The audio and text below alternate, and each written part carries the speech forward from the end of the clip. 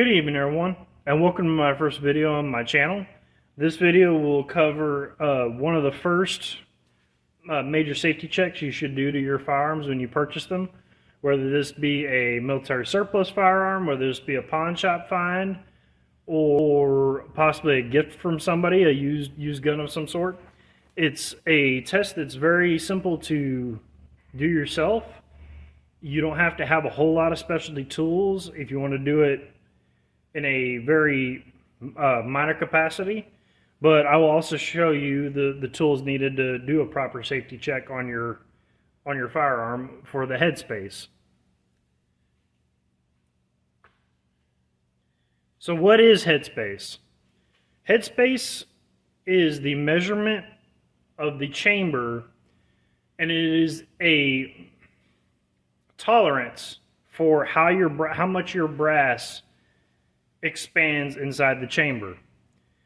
So brass is designed to expand and contract during the firing process. This is what helps smokeless powder build up the adequate pressure or contain the adequate pressure to launch your projectile down the bore and keep all the gas and the heat inside the chamber and not back in your face and not through the path of least resistance, which usually ends up in some sort of firearm malfunction or catastrophe. This measurement is based on a certain line on a cartridge print. If you look in any loading manual, you usually see a small diagram of what the cartridge looks like and its different measurements and whatnot. The datum line is the inline of where your cartridge headspace is from. So for example, on 30-06 cases, it's at the shoulder neck junction. On other cases, they're on different parts of the neck. On belted cartridges such as 300 Win Mag, 7mm Remington Magnum, and some of the other belted cartridges out there, they'll headspace off of the belt. And what this does, that datum line, is what you measure your headspace from. So the right way to do a headspace check is with a set of headspace gauges. They typically come in groups of 3, although you can order them separately. You have a go gauge, a no-go gauge, and a field gauge. The go gauge is basically what your live cartridge, your factory cartridge, should, it's what its bare minimum should be for fitting in your chamber. The no-go gauge is about 5 thousandths bigger than your go gauge, and this is where your rifle is going to start seeing issues. Closing on a no-go gauge isn't the end of the world, but it's also not a good thing. If you have a rifle that closes on a no-go gauge, what that means is it's reaching the maximum, or it has exceeded the maximum factory tolerance of the firearm's chambering. A lot of people can get away, if you're a hand loader, you can load lower power ammunition, lower pressure ammunition. You can load gallery loads and other light recoiling, light pressure loads. But that's usually an indicator you need to go ahead and start looking into a new barrel or start looking at retiring the rifle, at least for major services. The field gauge, which is really common in military circles, in some of the major shops will use these. If this closes in your firearms chamber, you should stop right there. Do not pass go. Do not collect $200. This is a sign that your rifle has been shot out. Or what really happens is the powder burns away the throat. The throat is the rear of your chamber where your cartridge mates up to in the chamber. So the front section that mates up to the neck of your brass is what gets worn down the quickest. That, what it does is it slowly burns away that metal right there in the front of the chamber. And powder kind of has a tendency to act like a sandblaster. Any unburnt powder that goes down the barrel, or even if it is in the process of trying to burn, it will help the fire and the pressure erode that front part of your chamber. So if it does close on a field gauge, once again, don't pass go, don't collect $200. Consider you should retire your firearm or get a new barrel for it, and then you may be able to continue shooting. So to properly check your headspace, you need to use the gauges. Getting yourself a set of headspace gauges will put you way ahead of the game. You can even later on do some of your own gunsmithing work. You can install barrels. If you get a set of headspace gauges, this is the most practical thing you can do. This will help you keep a track of your firearm. Some of these headspace gauges will actually work in different cartridges. So your 8mm Mauser it has the same headspace measurement as your 7 Mauser, 257 Roberts, 6.5 by 57, and any case that's parent is the 8mm Mauser cartridge. This is the same with, say, 30-06. A 30-06 chamber headspace gauge will fit in a 25-06, a 280 Remington, a 6.5-06, 8mm-06, any of the variations off of the 06 case, because they use the same measurement for the headspace. So let's show you how to do this the right way and use the headspace gauges. And then later on, I'll show you a trick if you can't afford the headspace gauges, a very, very cost-effective way to check your firearm. It is a go-to for a lot of gunsmiths who don't have every headspace gauge available. It was taught to me by a gunsmith I actually used to work for. If we had a rifle that we couldn't find a headspace gauge for, or we did, but we needed to get something done really quickly and just get a quick measurement or get a quick check of what the headspace looked like and what the barrel looked like, I'll show you how we did that as well. Okay, now that we're a little bit closer and personal on this beautiful K98, I'll show you how to do the headspace check properly.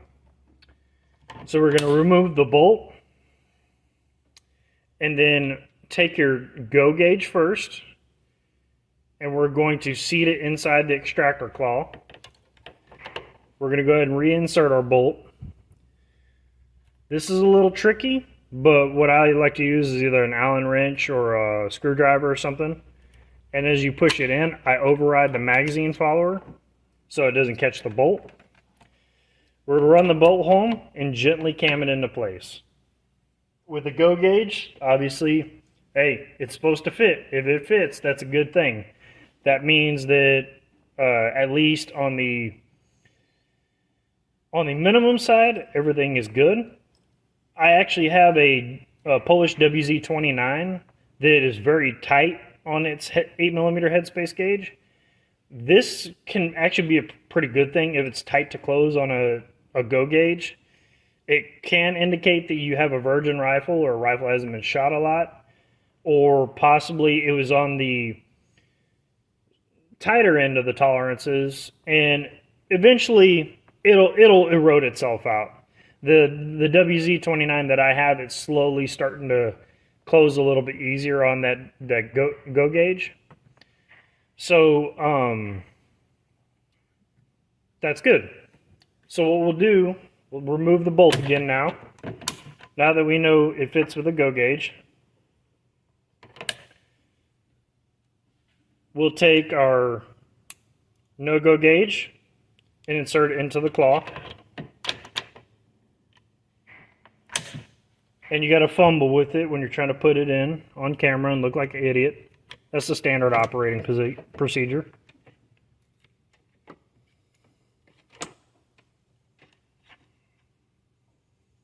Oh, good grief.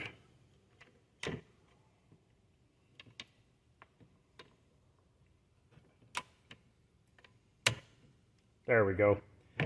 She fell out.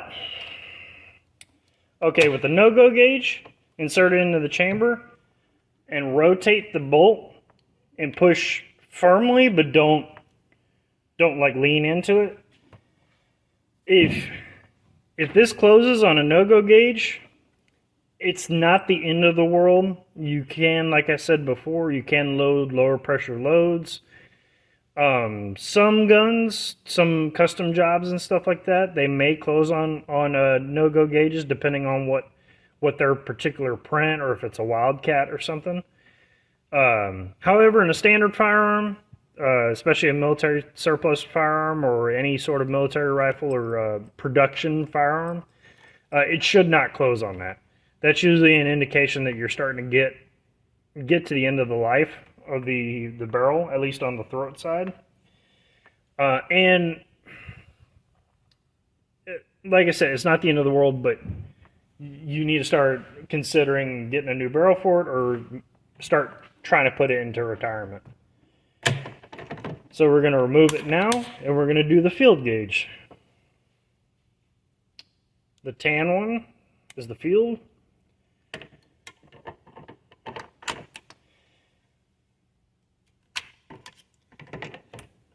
And the field gauge should absolutely not close. If you notice, the no-go gauge actually went a little bit further into battery, to the point where I did not have to take my thumb off of the bolt.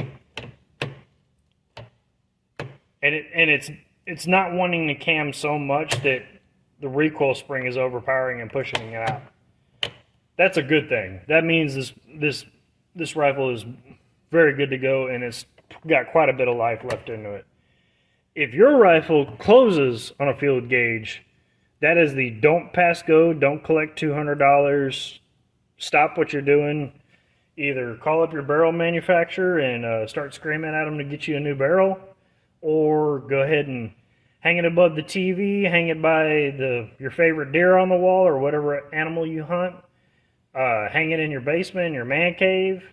But whatever you do, you should not fire it if it closes on that field gauge. So now that I explained to you how to do it with the proper tools, you're going to ask, well, okay, what's the cheap way to do it? The cheap way is not recommended by most gunsmiths, and the cheap way is not a recommendation. You should use the proper tools if you have access to the proper tools. But if you and or your gunsmith do not have the proper access to the tools, you either need to find a new gunsmith, or you can try this technique out and use it with caution. Use it at your own discretion. So your average piece of electrical tape is right about 5 to 7 thousandths in thickness. The difference between your go and your no-go gauges, depending on your cartridge, but your difference here is right about 5 thousandths. 5 thousandths, 6 thousandths, right in that ballpark. Especially if you take a measurement with a Headspace comparator, it'll show that, like the Hornady Headspace comparator.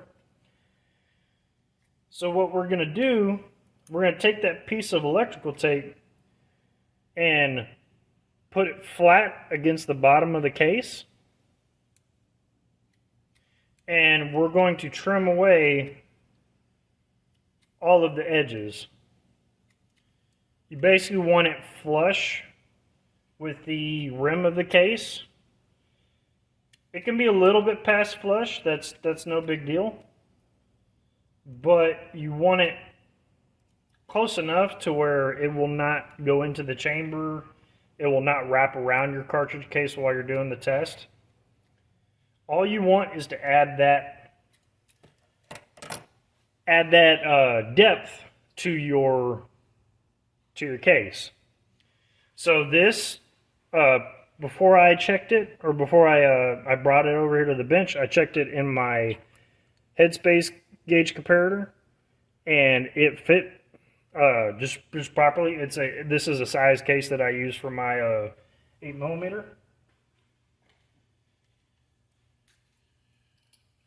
So what we're going to do is we're going to repeat the test that we would do with the no-go and go gauge.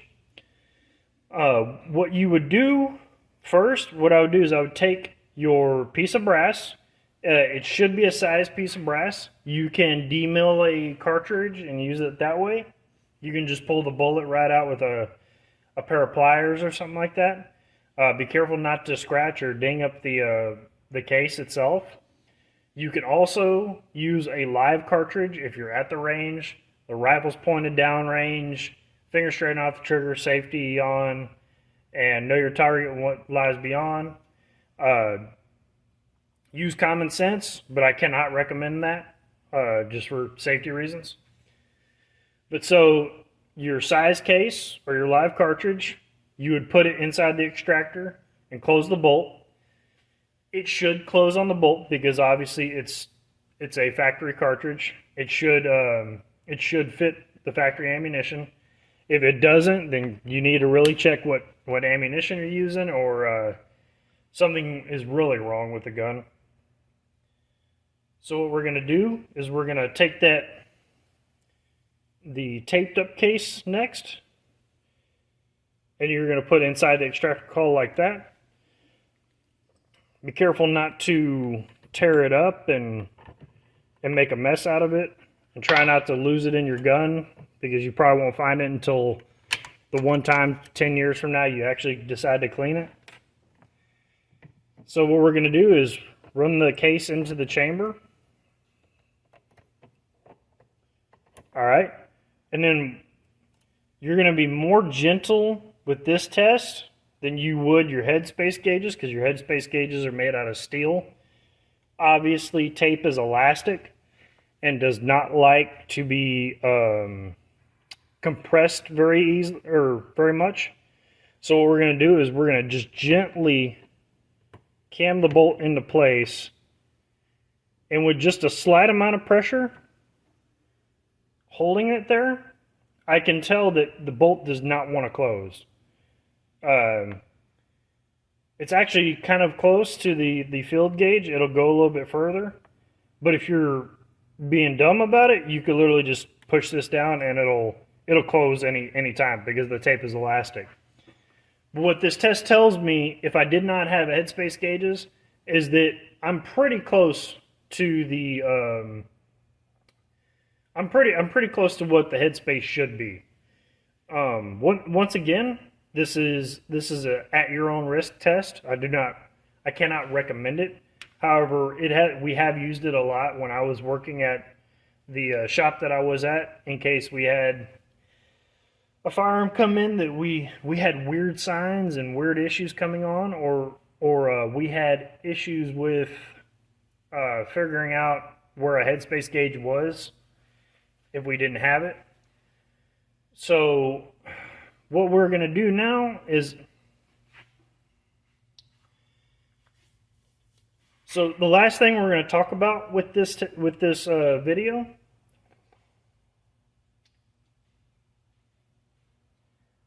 So the last thing we're going to talk about, as I remove the case and clean up, we're going to talk about the things you need to watch for when you're on the range regarding or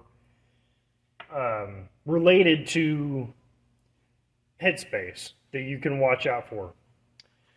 When shooting the firearm, your main signs that are going to tell you have something wrong with Headspace are going to be primer light strikes. So when your rifle goes to strike the primer, if there's too much headspace there, it's very possible that it can push that cartridge off the base of your extractor claw or your bolt. And what it does is it'll basically just push that cartridge forward ever so much that it won't actually detonate, because the case has nothing to push up against on the front. If your headspace is going out, it's basically like it's got so much wiggle room that firing pin can't detonate the cartridge. The other thing you can look for is weird recoil. If you have a weird recoil impulse that's maybe a little bit stouter than normal, or you have heavy bolt lift. So when you fired your firearm, when you go to run the bolt, if it's just real tight and real sticky and you're having to really yank on that thing to come out, that is a sign that you could have an issue with headspace. And on top of that, it could also say you had a case rupture. If your case ruptures, you have excess gas. That's another sign that kind of goes in with the excessive recoil, that something's wrong with the chamber of your firearm. Thank you for watching. I really appreciate any views that I get. Please like, share, and subscribe. And you can see more beauties like this in future videos and on the range. And doing this test and a couple of other safety tests that we will cover in the future is how I ended up landing this really beautiful early war K98K. 1940, 42 coated. Still has the milled furniture up front, milled barrel band, non-hooded front sight post, milled trigger guard, and it's absolutely smooth and it shoots like a dream. Well, thank you very much for watching. Have a good day.